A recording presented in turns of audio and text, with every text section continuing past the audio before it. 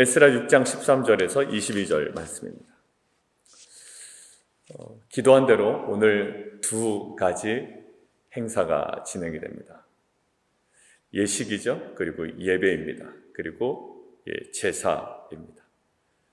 첫 번째는 봉헌식이고요. 두 번째는 유월절 제사입니다.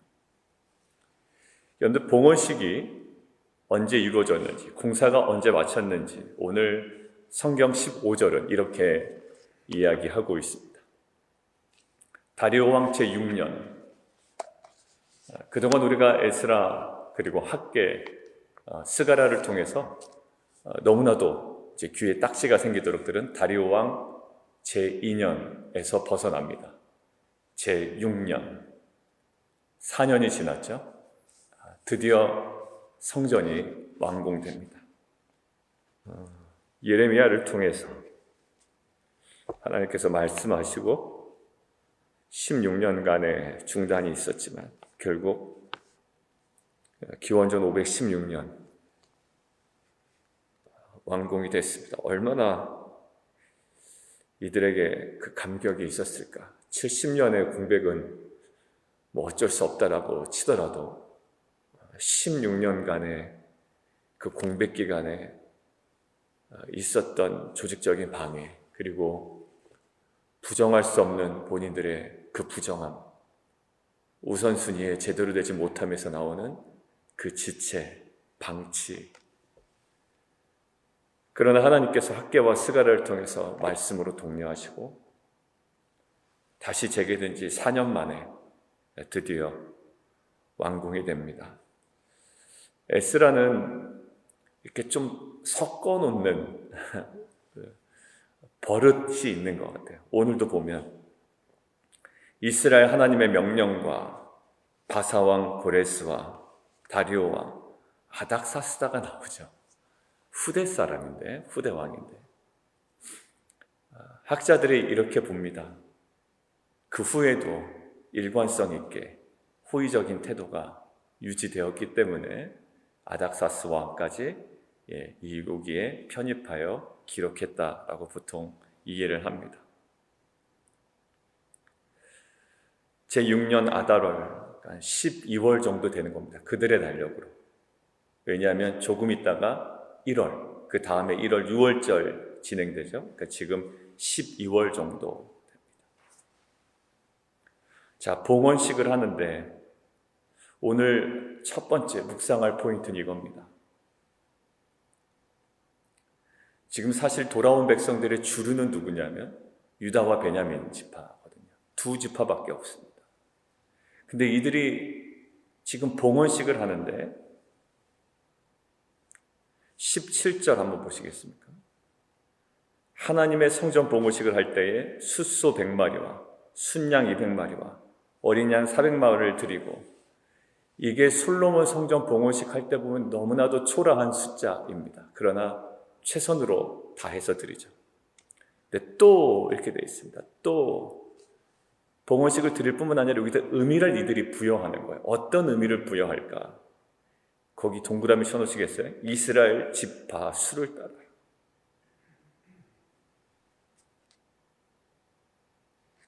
순염소 12마리, 그리고 이스라엘 전체를 위하여 속죄제를 드렸다. 많은 학자들이 얘기할 때 지금 남아있는, 아주 명확하게 남아있는 지파는 두 지파밖에 없습니다. 유다 지파, 베냐민 지파.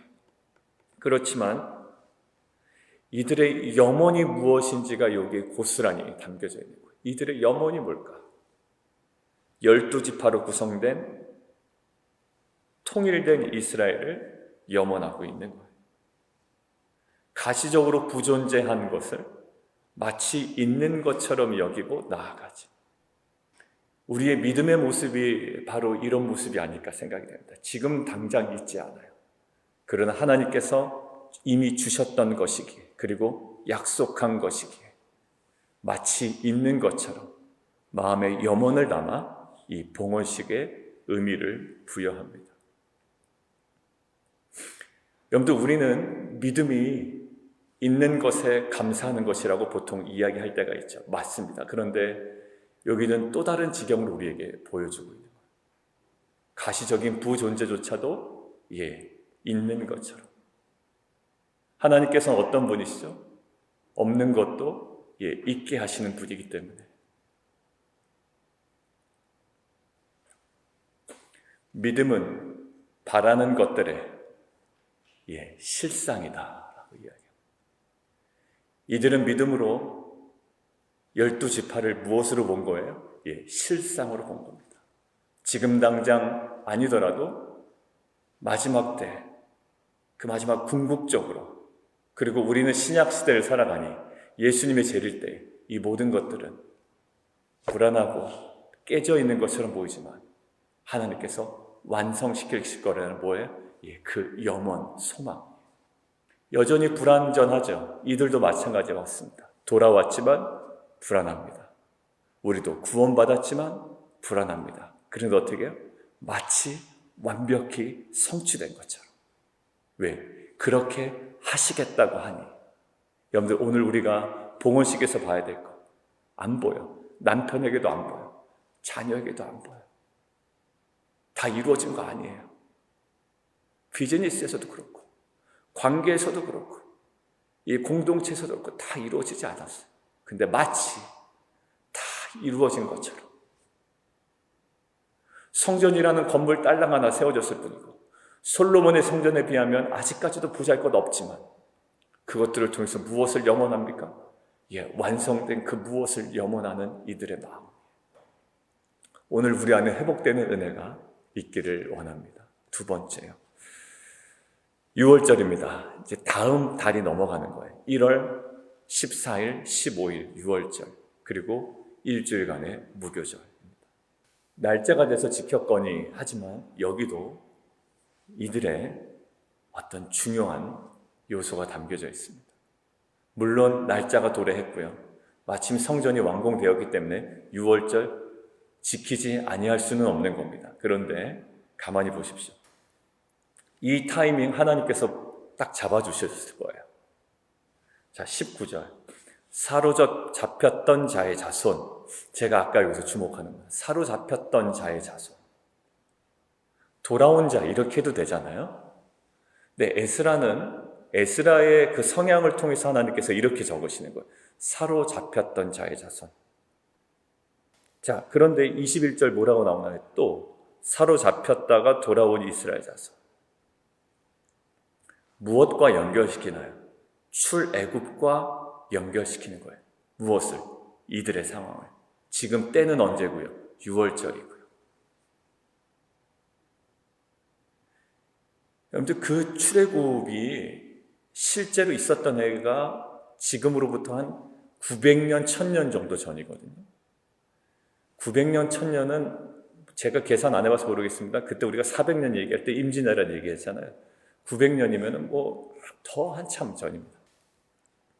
하나님께서 이스라엘 백성을 위해서 애굽으로 끌려갔던 그들, 하나님께서 들여보내셨지만 결국 거기서 종살이했던 그들, 결국 10가지 재앙을 통해서 바로의 마음을 움직이셔서 한 겁니다. 싸워서 나온 게 아니라. 여러분들, 이스라엘 백성이 투쟁해서 나온 게 아니라 하나님께서 다 싸우셨고요. 결국 바로의 마음을 바꿔버리시죠. 그리고 바로의 조치, 바로의 처분으로 나오게 됩니다. 그리고 오히려 많은 재물들을 얻어가지고 나오죠. 그게 뭐예요? 그게 바로 출애굽이에요. 그때 6월절, 그 어린 양의 피를 바른 그 유대인들, 이스라엘 백성들은 죽지 아니하고 이제 나오게 됩니다. 그게 6월절이잖아요. 자, 그런데 성전은 건축했지만 이들에게는 이것이 어떤 사건일까요? 900년 전에, 그리고 문서에나 남아있는 사건이라고. 여러분들, 우리가 보통 광복절 기념식, 이렇게 보통 기념식을 지키잖아요. 그럼 지금 살아가는 아이들한테는 야, 기념식 가자 그러면 아이들이 좋아하나요? 아니면 어떤가요? 뭘 가요, 그냥. 그게 뭐가 중요하냐 말이에요, 그게. 그런데 갑자기 경제적 압박이 들어오고 외세로부터 예를 들면 뭐 미국이든지 중국이든지 러시아든지 일본이든지 그러니까 경제적인 자주독립이 이루어지지 않고 군사적인 어떤 위협이 나올 때 그때 그들이 광복절이라는 그 기념식에 참여하는 것은 좀 더 다른 기분일 겁니다. 조금 다른 기분입니다. 여러분들 이 6월절은 그냥 과거에 있었던 사건 다 알고 있는 사건이긴 하지만 과거의 기록에나 남아있는 사건이에요. 그런데 여러분들 오늘 이들 사로잡혔다가 돌아온 이스라엘이라고 지금 자꾸 에스라가 주목하는 것은 왜 그럴까요? 그 900년 전의 사건과 너희들이 똑같아 라고 이야기하는 거예요. 너희들이 어디 사로잡혔는데? 바벨론에 사로잡혔단 말이에요. 그리고 그 900년 전은 바로의 처분에 의해서 나왔지만 지금 누구예요?